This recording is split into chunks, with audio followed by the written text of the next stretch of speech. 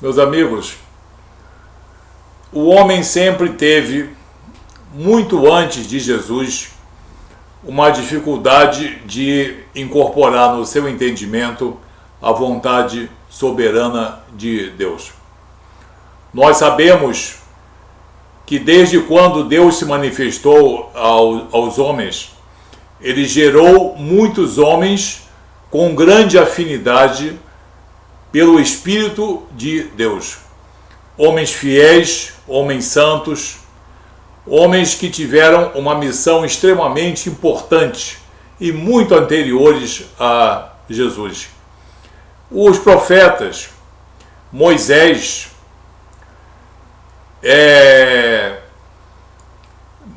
no caso Adão, também, tivemos Elias, tivemos Eliseu, tivemos Samuel, que era também profeta. Nós tivemos muitos homens que foram homens obedientes e fiéis a Deus, e homens que compreenderam o poder de Deus e tinham o Espírito Santo de Deus em si. Não eram todos.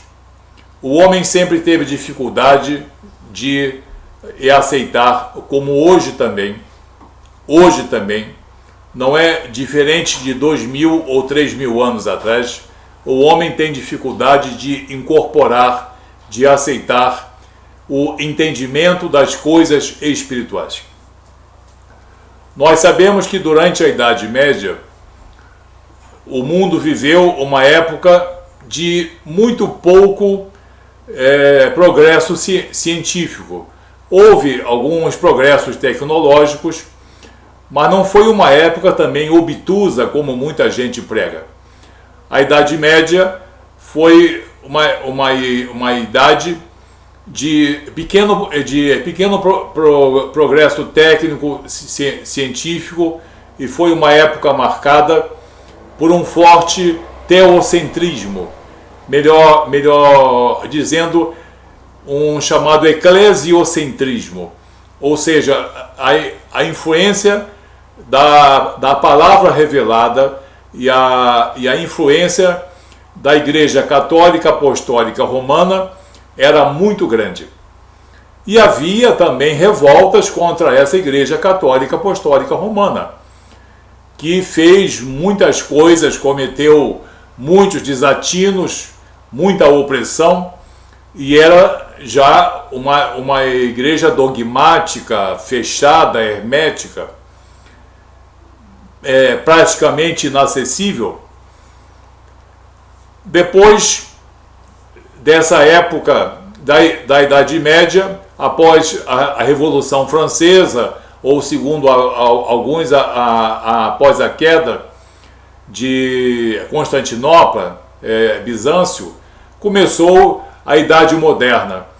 E no começo da Idade Moderna tivemos uma fase chamada Iluminismo, ou chamado Lightning, a época das luzes.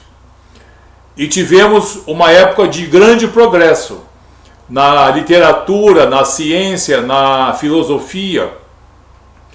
Tivemos nomes como Isaac Newton, Voltaire, Kant e outros, uma série de outros nomes. E foi uma época em que o homem despertou para as ciências. Sim, houve muitos progressos científicos. E o homem passou de uma fase de teocentrismo, digamos assim, para uma fase de racionalismo. Mas esse racionalismo chegou a certos excessos, como hoje também o poder econômico e o poder tecnológico exerce os seus excessos. Tem as suas vantagens, mas tem os seus pecados. O pensamento iluminista trouxe ao homem uma autoconfiança científica, de que ele poderia progredir muito, e ele progrediu. E houve grandes avanços durante esse Lightning, durante esse período das luzes, em diversos países do mundo, principalmente Europa e especialmente França. Jean-Jacques Rousseau, Voltaire, Isaac Newton, Kant, são nomes que algumas pessoas que gostam muito de estudar essas épocas e esses pensadores gostam muito de falar nesse assunto. Então foi uma época de despertamento da racionalidade humana. Foi sim, foi uma época de grande descoberta científica e o homem começou a entrar em êxtase. O homem pode mais do que nós pensávamos. O homem pode raciocinar, o homem pode descobrir, mas isso foi gerando também no campo espiritual um grande prejuízo. Como nós estamos vivendo uma época de muita técnica, de muita ciência e de muito racionalismo, e nós temos uma igreja católica apostólica romana hermética, fechada e também dogmática, por que nós não começamos a dar um caráter, digamos, racional e iluminista às coisas de Deus? Afinal de contas, nós estamos quase conseguindo colocar Deus num tubo de ensaio, descobrindo os mistérios. E surgiu também a vaidade iluminista. Em todas as épocas o homem é vaidoso. E durante o período desse iluminismo, final do século XVIII, século XIX, houve nesse lightning grande vaidade do homem. Vaidade científica, autossuficiência. O homem podia racionalizar tudo. Então veio o grande malefício dessa época iluminista. Eu chamo de grande malefício a influência sobre a Igreja Católica Apostólica Romana, hermética, fechada, dogmática, e muitos iluministas do século XIX lançaram-se contra essa Igreja Católica Apostólica Romana. Leon Denis, temos Kardec, homens iluministas, homens de pensamento iluminista, formação iluminista, homens cultos, homens inteligentes para o nível da época, mas homens vaidosos e também muito racionais, começaram a dar um ataque à Igreja Católica Apostólica Romana. Quem sabe se nós não podemos transformar a palavra revelada numa palavra raciocinada? Será que nós não podemos transformar, nós iluministas, uma fé cega numa fé científica, numa fé baseada no estudo de fatos e fenômenos? E aí começou o grande perigo. Aí começou aquela codificação da doutrina espiritualista por Kardec e por outros, como Leon Denis. Somente que isso trouxe um prejuízo enorme. A emenda saiu pior do que o soneto. O que aconteceu? A palavra revelada foi agredida e foi transformada, entre aspas, numa palavra racionalizada, entre aspas. Então, o que aconteceu? A adulteração do caráter de Deus, considerações heréticas sobre o Espírito Santo de Deus, que foi transformado em um Espírito Santo, a obra da salvação pelos merecimentos de um Salvador foi transformada numa obra de salvação pelos méritos humanos. Os princípios cristãos foram vistos como dogmas. Não, isso aí é dogma. O que é dogma, nós precisamos racionalizar. Não são dogmas, não. São princípios inalienáveis. Então, essa época chamada Iluminismo, que trouxe grande progresso e grande incentivo às artes, à ciência, trouxe um grande progresso e um incentivo, despertou também a vaidade do espírito do homem.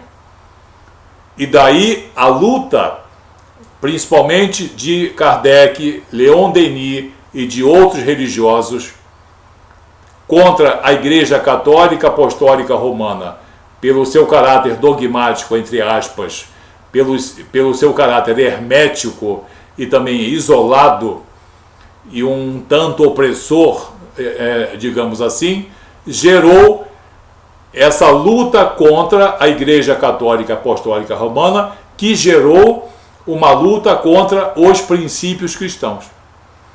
E até hoje essa luta continua. Só que hoje a coisa está fantasiada, a coisa está, no caso, recebeu uma outra conotação de um, digamos, moderno cristianismo, de um cristianismo racional, de um chamado cristianismo inteligente. Não, não é não. Então, nós temos hoje grandes prejuízos à fé cristã por causa dos iluministas que codificaram doutrinas de salvação segundo o coração do homem e segundo informação de espíritos, entre aspas. Então, a época chamada Iluminismo, despertando a vaidade do homem e o pressuposto de que o homem pode racionalizar tudo, levou a essa agressão às bases cristãs. Porque eles sabiam que a Igreja Católica Apostólica Romana era muito bem estruturada. Uma verdadeira potência, e é ainda. Então, de que maneira nós vamos corromper isso? Vamos espalhar novos preceitos. Vamos mudar esse Jesus, vamos mudar esse Espírito Santo e vamos mudar essa obra de salvação. E hoje temos aí uma doutrina espiritualista codificada no século XIX, que é decorrente não de uma inteligência superior, como eu disse, nem de um cristianismo melhor raciocinado, nem de nada mais moderno. É a mais velha das atitudes, a corrupção da vontade de Deus. Então nós temos hoje ainda o cristianismo verdadeiro, que guarda os mesmos princípios inalienáveis de 500 anos, de 1000 anos atrás. E nós temos muitas pessoas aí ensinando doutrinas que parecem cristãs, mas não são cristãs, e que são fruto dessa época chamada Iluminismo, em que o homem envaidecido, em que o homem, se achando autossuficiente e capaz de racionalizar todas as coisas, pegou a santa palavra de Deus e fez, se me perdoe o termo, um raciocínio em cima da palavra revelada. E trouxe grandes prejuízos. Então hoje é preciso que as pessoas caminhem, escolham os seus caminhos espirituais, considerando que existe um só Deus, um só batismo e uma só fé. E que nos últimos 500 anos não houve nenhuma mudança no cristianismo. Deus não mudou, Jesus não mudou, o Espírito Santo de Deus não mudou e a obra de salvação não mudou. Muitos que quiseram mudar, mas hoje, por uma questão de amor próprio, de respeito pessoal, precisam manter um erro que vem da codificação do século XIX.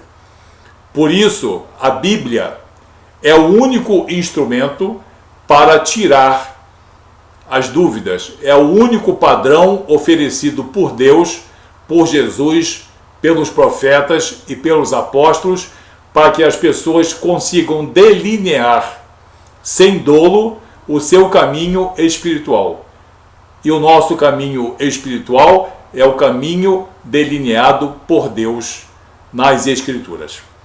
Tudo aquilo que fugir das Escrituras, pressupondo ser mais inteligente, mais racional, mais moderno, enfim, com qualquer outra pressuposta virtude mais moderna, está fugindo à verdade.